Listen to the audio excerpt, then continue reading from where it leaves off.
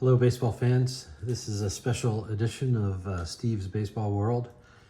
I have a friend, former coworker in Milwaukee, who was going through some of her mother's things, and I noticed she had put this up on Facebook Marketplace. I said, "Oh, I definitely want this." So she and her husband came and visited my wife and I a couple of weeks ago, and she brought these things with her. I lived in Milwaukee for about 22 years, from 1999 through early 2001. And so even though I'm a lifelong Pittsburgh sports fan, I gained an affinity for Milwaukee and the Brewers and the Packers and so on. So we've got some interesting stuff to show you today. The first one is a scorecard from the inaugural season of the Milwaukee Brewers. I'm sure if you're listening to this, you know that the Brewers moved to Milwaukee from Seattle in about March of 1970, kind of a last minute move when the Seattlepilots expansion team folded. And so this is exciting. This is the inaugural year of the Brewers. And you can see that they were using at the time this Barrel Man logo.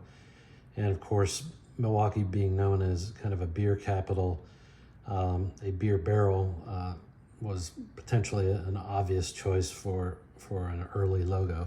And you can see the Barrel Man bobblehead in the background, which apparently I got in 2008. So this is a pretty cool program. It was, I just looked this up, sorry. I think it was Friday night, September 5th, 1970, when this game was played. Lockwood was the pitcher against a guy named Janeski on the Chicago White Sox. I recognize some of these names. I wasn't an American League guy. In fact, I wasn't even a baseball fan in 1970. It was just about to happen, but Bill Melton, I recognize that name. Morales, that sounds familiar. On the Brewers side, of course, Tommy Harper was their regular leadoff man. Ted Kubiak was their second baseman. Mike Hegan. Phil Roof, I believe, was the catcher. And this game was won by the Brewers 3-2 in 10 innings. Some other interesting things, they're advertising cigars up at the top there. They're advertising Pabst Blue Ribbon beer, which is a famous Milwaukee brand. Other than some microbrewery, I think Pabst pretty much went out of business. You got First Wisconsin National Bank. That became First Star, and then ultimately U.S. Bank. And when I first moved to Wisconsin, I was in the U.S. Bank building. You've got Sinclair Gasoline, and then of course Miller Brewing was headquartered in Milwaukee, and they still have a big factory there. They merged with Coors and became later part of South African Brewery conglomerate. Of course, advertising you a Master charge card. And then, of course, Schlitz, which at one time was a rival with Anheuser-Busch as one of the biggest breweries in the United States. There's a famous story, you'd have to look it up, but famous story, kind of like New Coke, where supposedly they changed the formula and all of a sudden lost all their customers. It's a little more complicated than that, but you get the idea. Basically, they were cutting corners in the brewing process and paid the price. Second thing we have here is a 1977 program from the Cubs, Wrigley Field. So it looks like it's autographed by Dennis Lamp. And again, I think he was a pitcher. See, the Dodgers were in town, so some familiar names: Bill Russell, Reggie Smith, Ron Say, Steve Garvey, Rick Monday. Dusty Baker must have started, but maybe got replaced later. Who knows? Probably Johnny Oates, and looks like Rick Rhoden was the pitcher. Later went on to pitch for the Pirates, I think in a trade for Jerry Royce I just read yesterday. And then the Cubs, Ivan DeJesus, Bill Buckner, Jose Cardinal, Jose Morales, Bobby Mercer, is it Steve Ontiveros, I believe, Manny Trio, George Mitterwald, and Dennis Lamp. Oh, interesting. Maybe I got have his autograph from the day he pitched. Game was played 2 hours and 23 minutes without a pitch clock. We've got some regular advertisements here. Radio 720, which is a big WGN affiliate. Cubs games later became broadcast extensively on WGN. Here we go. Wrigley Field prices. Oscar Mayer hot dog 55 cents. Hot chocolate 30 cents. Let me see what else we have here. Cubs sweatshirt, children's size, $4.75. Pretty cool stuff. Advertising on the back. Again, we have Schlitz.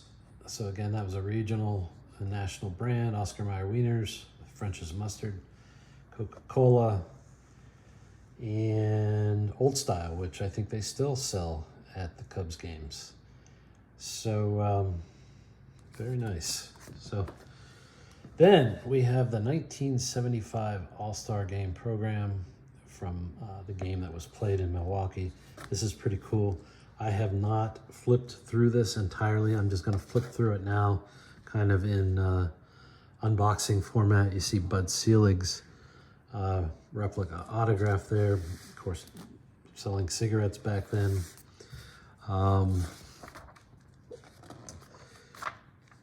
And kind of a little Milwaukee advertisement. Here's I think that's a famous restaurant. It may or may not be the one that's still around, but there were a lot of German restaurants back in Milwaukee back then.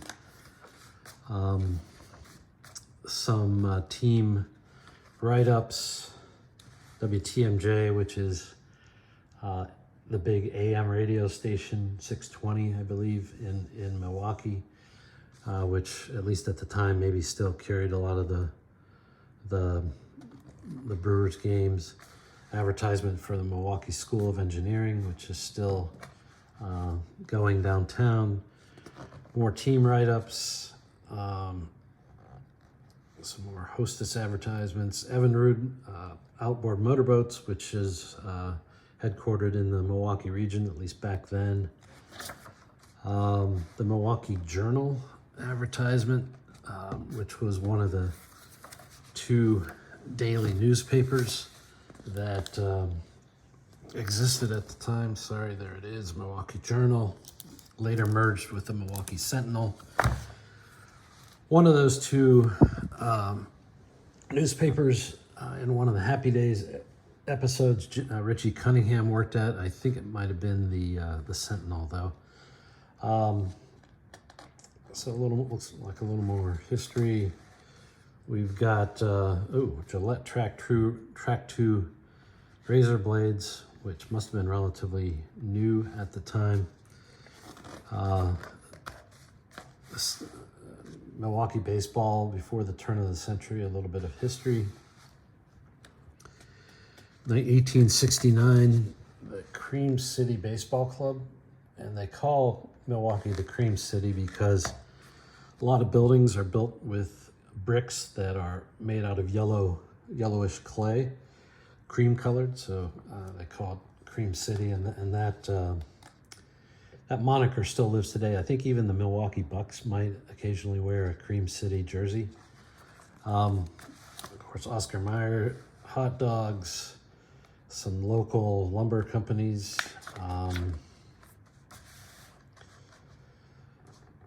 Kind of convenient since today is the 50th anniversary of some guy hitting a home run. This is Hank Aaron on the left, advertising an RCA. I'm sorry, advertising a Magnavox color TV. And Hank Aaron was playing for the Brewers back then, and this would have been the year after he hit home run 715. Let's see, what else do we have here? More cigar advertising. The Executive Council of Baseball, Charlie Feeney from the National League, Bowie Kuhn, Commissioner of Baseball, Edmund Fitzgerald, I guess before the wreck, Lee McPhail, John Fetzer from the Tigers, don't know him, Walter O'Malley from the Dodgers, and John McHale from the Expos. So here we have Red Schoendienst, Walter Alston, Danny Murtaugh, who, in my biased opinion, may belong in the Hall of Fame. And then we got all the players. So here's Bench and Morgan, Steve Garvey, Ron Say, Lou Brock, etc., etc. So pretty cool. And we go to the American League. Del Crandall from the Brewers as a coach. Alvin Dark, having just come off a 74 World Series win, three years in a row. And Billy Martin. Rod Carew, Thurman Munson. A bunch of other American League players. Bobby Bonds. Power hitting George Scott. Catfish Hunter already on the Yankees now with his new big contract. Raleigh Fingers with his mustache. Nolan Ryan. Jim Palmer. I'd take those guys on my team. George Hendrick. Interesting. Bucky Dent with the famous middle name. So here we have the roster. I'll pause on that for a second. You see Gary Carter already has made an appearance by then. Manny Sanguin, one of my favorites, of course, being on the Pirates as a backup catcher. And then whoever had this kept score. So, yeah, lots of stuff here. 51,480 attended, 2 hours and 35 minutes. Russ Darrow, auto dealer, still in business, I believe. More Pabst, as we discussed already. And then this is the American League. Bobby Bonds leading off. Rod Carew, Reggie Jackson, bunch of no-names. Just kidding. Love this era. Mike Hargrove played. Nolan Ryan comes in the ninth inning. Good stuff. Miller Lite. American League roster. Let's see if I can bring this up. Vida Blue as a pitcher. Steve Busby, Raleigh Fingers. Bill Freehan, Thurman Munson as catchers. Greg Nettles making an appearance. Bucky Dent without his middle name. Hank Aaron, Brewers. Claudel, Washington. Wisconsin Gas Company, which is still in existence, obviously. We talked about light beer.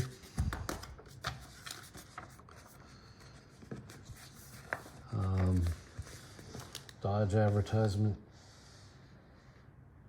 Milwaukee Sentinel, that was the morning paper, apparently. As I said, they merged together with the Milwaukee Journal.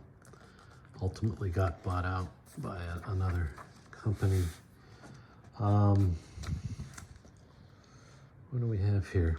Oh, there was a Gimbel's department store in Milwaukee and in Pittsburgh. I remember I was living in Pittsburgh when Gimbel's kind of went out of business, but otherwise a famous New York name. Some insurance ads, some more team write-ups. And then we have the announcers, Kurt Gowdy, Tony Kubek, Joe Garagiola. Love those guys. United Airlines advertisement. They're headquartered in Chicago, so that made sense. Some sort of an anecdotal article. Not sure what that is. So Master Lock, which I think is also a Milwaukee area company. Yeah, Milwaukee, Wisconsin. And then uniforms, apparently much better than the current ones. This was the double knit era. Bratwurst, I've never heard of this particular brand, but Bratwurst is famous in Milwaukee, different type of sausage than you'll find a lot of other places. Chalmers had a big factory in Milwaukee at the time, so they made their ad. A couple more local ads in case you need a janitorial service. All-Star Election, a short history. So this should be interesting to read. Talk about the ballots and so on. At one time I had a collection of ballots. I can't remember if I still have them or not. U.S. Steel, which was huge. And of course headquartered in Pittsburgh. I worked for a few months in the U.S. Steel building. My favorite pirate logo of all time, Expos, gotta love the Expos.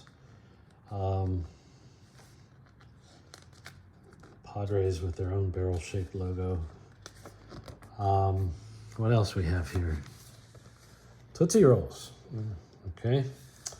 Some kind of manufacturing advertisement. The umpires, Bruce Fremming, Chris Pellicudis, sorry.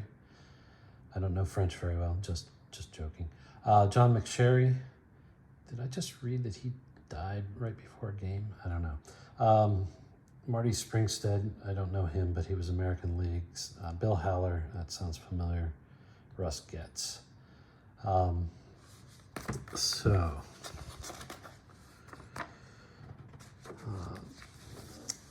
ring company called Ball 4. Some local business sponsors. Briggs & Stratton is another Milwaukee company, make small engines for like lawnmowers. This was the Milwaukee Bucks logo. This was a few years after they won it all.